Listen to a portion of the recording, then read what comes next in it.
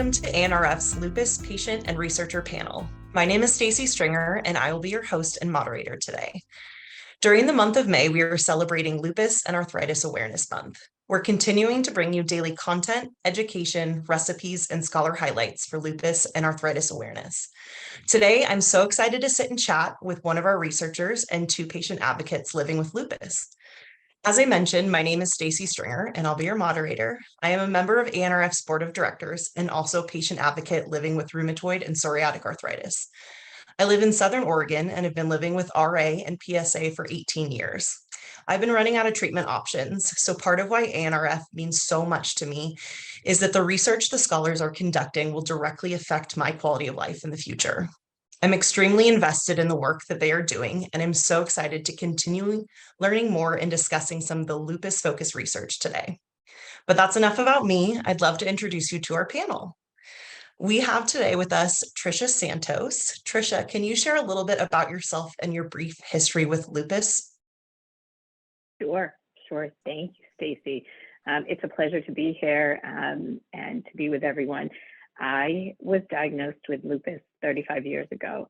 After the Christmas holiday this year, I did some quick math, and I was really as surprised as I say this, that it's been a 35-year journey.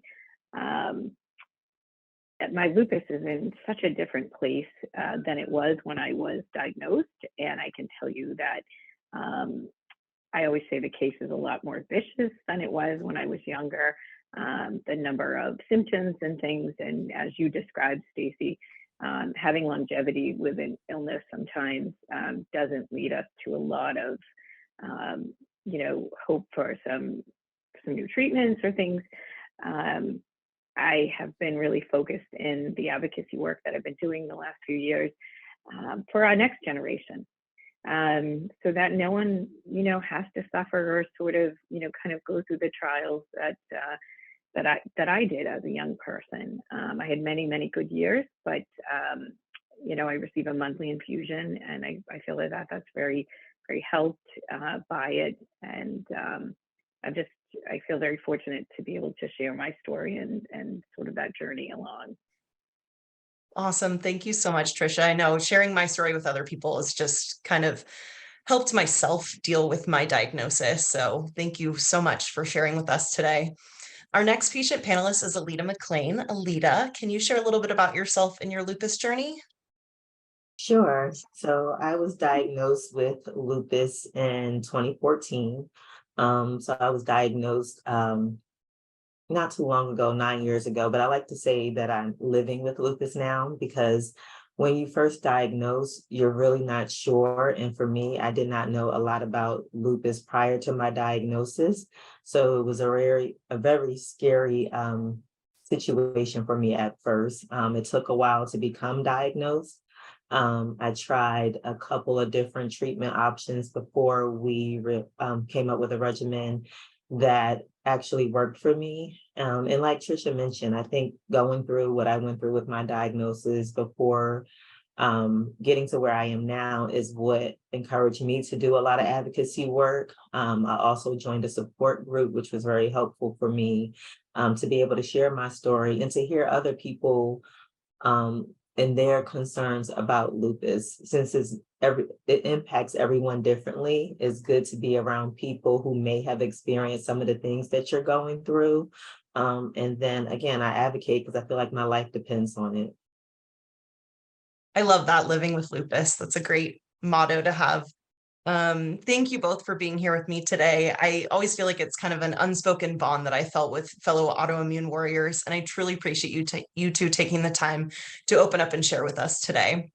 Next, I'd like to introduce you to our researcher. Her name is Maria Gutierrez-Arcelus, who is working in the Immunology Department of Pediatrics at Boston Children's Hospital, Harvard Medical School. Maria, would you please share with us what drew you to studying lupus and your journey that brought you to your current research, and a little bit about what you're researching? Sure. It's great to be here. Well, my journey, I think, started by, I got very interested in genomic sciences, and I think that was influenced by family members that were going through different diseases. So my grandmother has lupus. I'm originally from Mexico. And then my little brother got a brain tumor when he was a kid, and it was very difficult to first diagnose him and then get treatment in Mexico. We ended up getting treatment. He ended up getting treatment here at Boston Children's Hospital, and it was thanks to very vanguard treatments that were happening here, and thanks to that combination between clinicians and researchers that drive new medicine forward. Unfortunately, he lives and he's really happy right now. So I think those experiences have made me more aware of the importance of research for medicine. And I started to get very interested in genetics as a high school student, because the DNA dictates a lot of what we see in our phenotypes, like everything, right? Like whether we will be a human or a mouse, but also whether we will be a human with certain characteristics. Of course, environment also plays important roles, but so it's very complex interaction. So that drew me to study genomics as an undergrad in Mexico. And then I went to Switzerland to do my PhD and trying to understand how genetic variants that are present in the population are affecting gene regulation, how they're affecting how much a gene is expressed, meaning like how much of a certain protein you're producing in a cell, and but also how these genetic variants were influencing the type of protein you produce, so the specific isoform through a process called alternative splicing. And well, long story short, I ended up doing a postdoc here at Boston at the Brigham and Women's Hospital. And now I have my own research group here at Boston Children's Hospital. And an aspect we're studying in lupus now is this alternative splicing process, and how that might make us gain more insights into the mechanisms of lupus, and then hopefully identify new drug targets to create new effective treatments for lupus. Oh, that's fantastic. That must feel so just full circle, having started at Boston Children's with your family and then to come back and be researching there as well. That's really cool story. It's an honor to be here with you all. And I just remember when I was first diagnosed with arthritis, I was actually tested for lupus and I knew nothing about either of the diseases. And I think there's a lot of people out there that don't know or understand about lupus. So I'm really excited to learn from all three of you today, and hopefully we can shed some more light on the disease. So I have so many questions for you all. Let's dive right in. Maria, I'm going to start with you because I want to just get really basic. And can you give us a brief overview of what lupus is and how it affects the body and immune system? Yes, so lupus is considered a systemic autoimmune disease, which means it's different from other autoimmune diseases. It means that your immune system can attack your own body by mistake, thinking it might be a pathogen. And it's systemic because, unlike other diseases that attack a specific tissue very locally, in lupus, unfortunately, the immune system can attack many organs, such as the skin, the kidney, that is very common, and I don't know, the eyes. So it's a very complex autoimmune disease, and it's also very heterogeneous clinically. Patients can present different symptoms, as I'm sure here Trisha and Aleta have realized by talking to other patients. So that's another challenge in lupus. Did that answer your question? Yes, you did. Okay. Trisha, from a patient's perspective, is there anything that you would add on how lupus affects your body and immune system? And what are some of the symptoms that you experience? Sure. So thank you. Yeah, Staci, I mean, I see everything from skin rashes and things. I had a really bad time with rashing in my scalp, something I didn't see as a young person. The photosensitivity to the sun is a big item. Joint pain, the fatigue that, really, the word really doesn't begin to describe just how tired you are when you have lupus. Those sorts of things. I also, in this long journey, I now see some complications with my eye when I see some skin, flare-ups. So it's really a big bundle that it sort of encompasses. Yeah. Aleta, what do you wish that researchers knew about the patient journey? I think that it's a little scary for them at first, and it's unpredictable because it goes through so many different stages. Like, it's not consistent. So like for me, it started with like hair loss, and then I had the malar rash. But then as I take medication and things begin to clear up, there's other symptoms and pains and things that I go through. So I'm never really like reporting on the same thing all the time. It's always something constantly changing. So we might not tell you everything the first time because I may not be experiencing that at the time. Or we may not know what to share because it's just always so different and you don't know if it's from the lupus or not.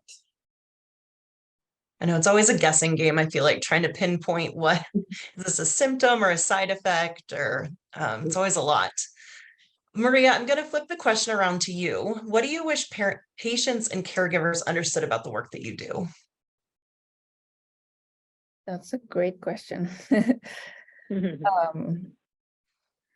I guess every time that I'm in a research project, I realize how slow research is because there's so many little details one needs to check to make sure the findings are true, data is fine and not confounded by other factors. So yeah, unfortunately, research is really slow. So I guess I would like them to please be patient. And I think that's one thing, just be sitting on the board, is learning that a lot of the research that our researchers and scholars are doing is we may not see something for 10, 15 years, and making sure that we're continuing to fund and follow along is so important.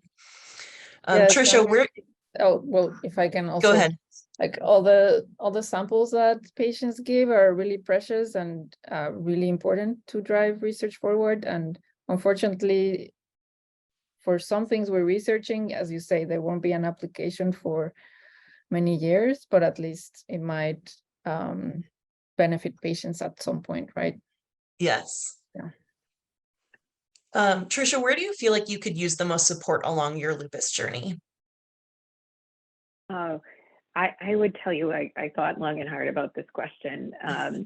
Because this has been a long journey, I've spent 25 years in the Boston area in financial services at the same company. So what I would tell you is I really needed some support on the job. I needed really good managers to help me with the photosensitivity in the office. We know that this is covered by the Americans with Disabilities Act, and despite working for a very large company, the lighting isn't great, and I've had to be moved. I've had offices and seats moved and things, and the workplace of the future really is to just go in and schedule a desk and sit down, and that just doesn't work for me. Time off, I would say that I sit in the office and I tell you that they will tell you they're very flexible. Well, they're very flexible until you need a monthly infusion.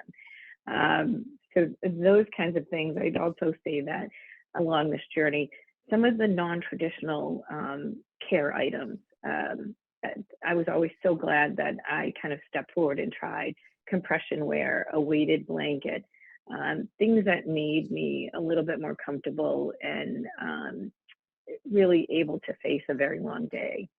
Definitely were things that were, I could have really used a little bit more support, and I sort of always kind of have to crawl around and find my way through this. I think that's such a great point, talking about the workplace. I know I struggle with that. I actually had to quit working in the public sector and had to start working for my family business because they were able to give me the leeway that I needed to take a week off when I had my infusions and whatnot. So I think that's a really great conversation that needs to continue to have, because I think a lot of patients are nervous about bringing stuff up to their workplace. So I commend you for being able to have those conversations up front. Aleta, I know when I was first diagnosed, it was overwhelming, and I've had to train myself to seek out information about my disease. How do you get information about lupus and the latest treatment options? From a variety of sources. Like, I feel like I have to subscribe to a lot of different sources.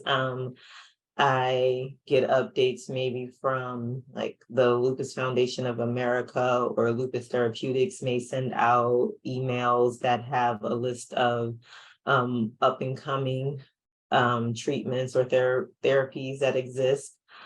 So I basically get a lot of my information from there, or if there's webinars such as the one that you are putting on, things like that. I try to inform myself as much as I can of anything that is going on with lupus. Because like I said, when I was diagnosed, I didn't know a lot about it. So whenever there's an opportunity or like a webinar or something that possesses any more information, then I try to join them so I can learn more. That's great. Those are great resources to have. Maria, are you seeing patients in clinic? And if so, what are you talking with them about your research? How would you suggest patients find out about all the amazing research being conducted across the country? I am not a clinician. I'm a researcher, so I don't see patients.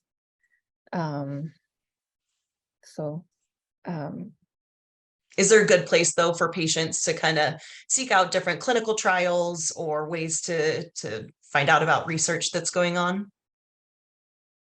I think the Lupus Research Alliance does a great job at informing about the new treatments going on or studies going on.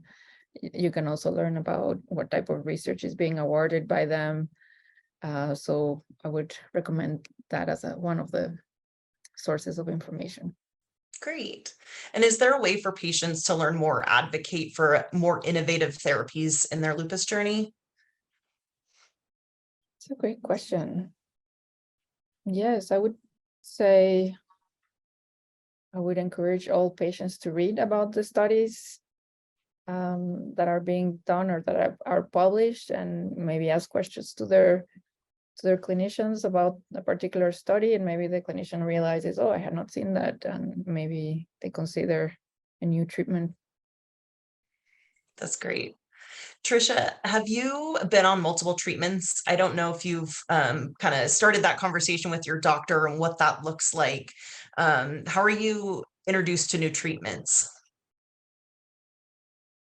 Staci, I think one of the best things that I did along this long journey was to bring dermatology and rheumatology to the same organization, meaning to the same hospital. I spent a lot of time running around, having one doctor close to my home, one close to my office. So I think the partnership of having rheumatology and dermatology under the same roof, and knowing that they are partnering in my care has really led to, I just think, just better conversation. We can socialize things, even if it's not the right time to start something, take something, stop something. I have two people that are sort of looking at the same thing, where when I had 45 miles of distance between a dermatologist and a rheumatologist, my rheumatologist would often say to me, I haven't heard from I don't know what the dermatologist is thinking because I haven't heard from him. I think that's really been one of the keys in the last few years to successful care for me anyways. And I really worked on realizing I need a rheumatologist. I would tell you I'd be the first one that wave the hands and say, no, don't need that. Internal medicine can manage. But I really do need a specialized set of hands. So for me, I think that's really been huge, that we can really have an open dialogue to what kind of my path looks like, and that for me has been great.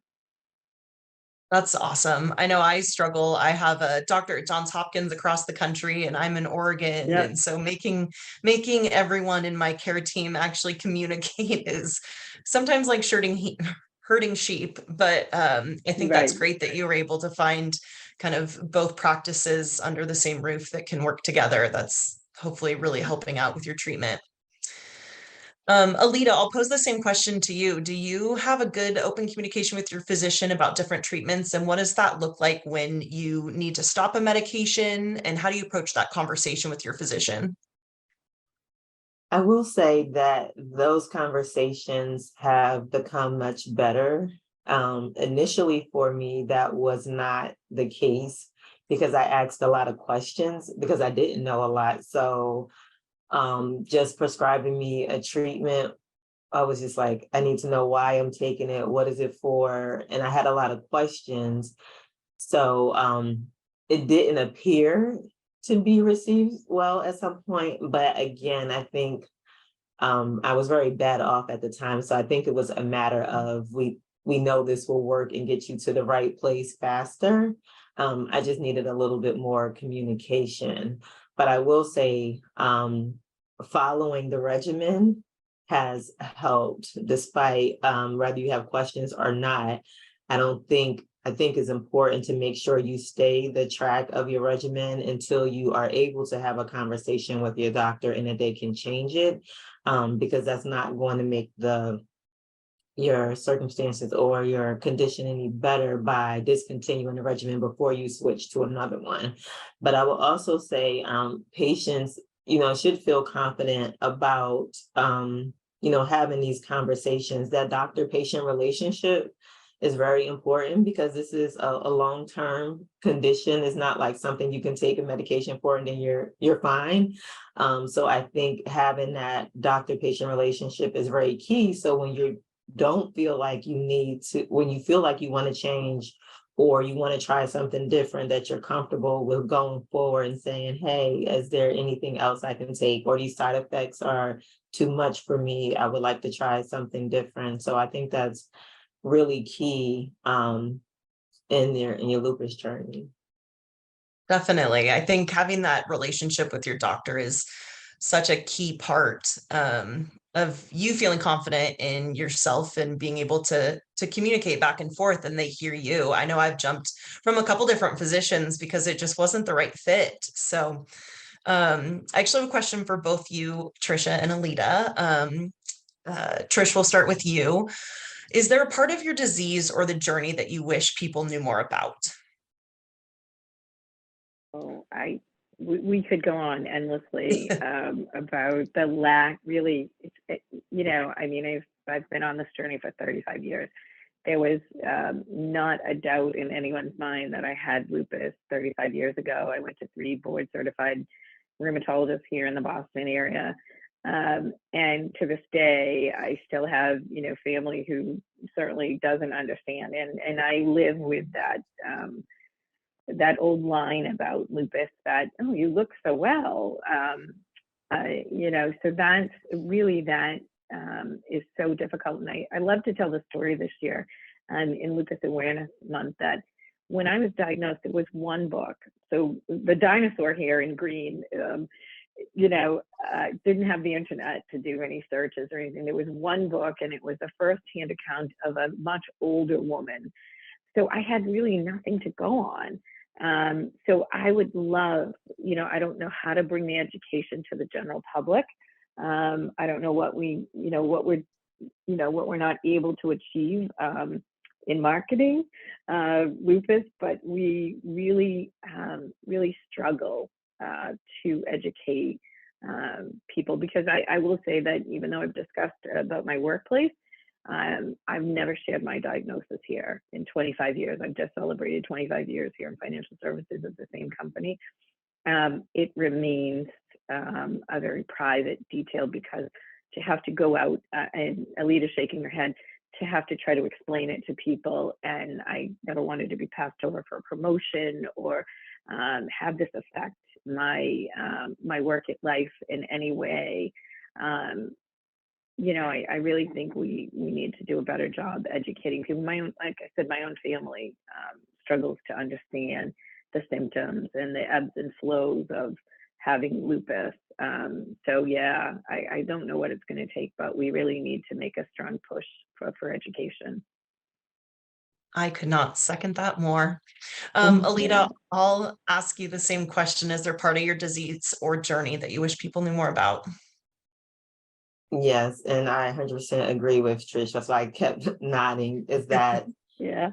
she's been diagnosed for about 35 years, and still in 2023, if you ask people what is lupus, they still have no idea. So I definitely think there is a gap there, that there's people living with lupus for this many years or going through treatment, and people still don't know what it is. But I also agree that because there's days that we look fine, that it makes it more complicated. When I had the malar rash, or when I had hair loss, or could barely walk, it was okay. It was okay because people could physically see. But lupus is also known as the invisible illness as well, because you can't look at me right now and see my joint pain or my stiffness or anything else that is going on internally. So for me to be able to be like, well, no, I have a disability or I'm sick, it's hard for people to comprehend that, because most people are visual, so they don't see what I'm suffering or going with. And I don't want to have to explain myself that, yes, I do, and this is what this is and how it's impacting me. I feel like that's a bit much to have to go through.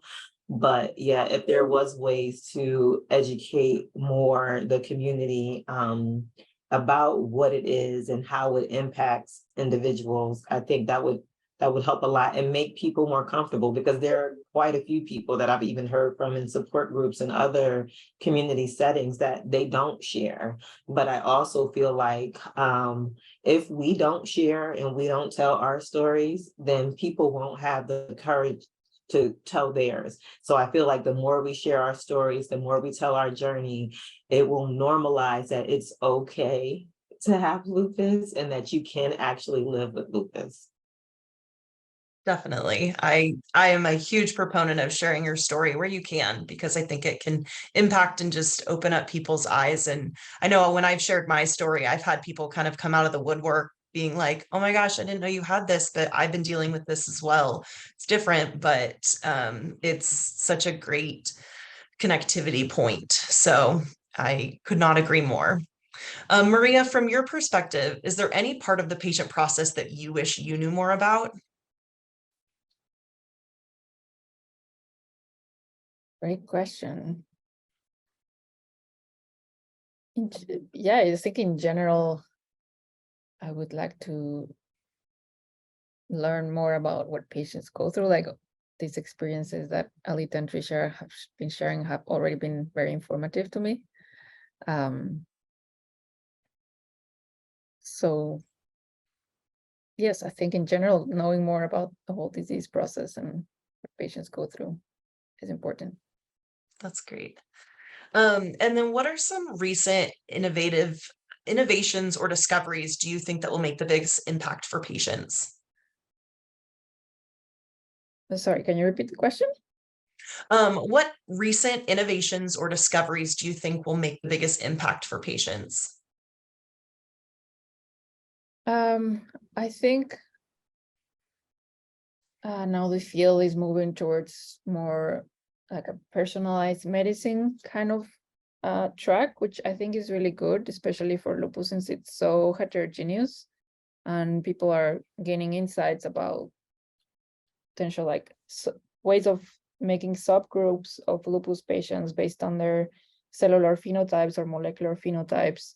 And I think that will help design more targeted therapies, like depending on where you fall in these or more categories, your physician might tell you, well, maybe for you it's better this treatment, and hopefully it would be more effective than current treatments. And also hopefully at some point we can learn how to prevent lupus, right? If you're a patient that has, yeah, exactly. If you're a patient that has a predisposition, like how do we what do we do so that you never develop the disease?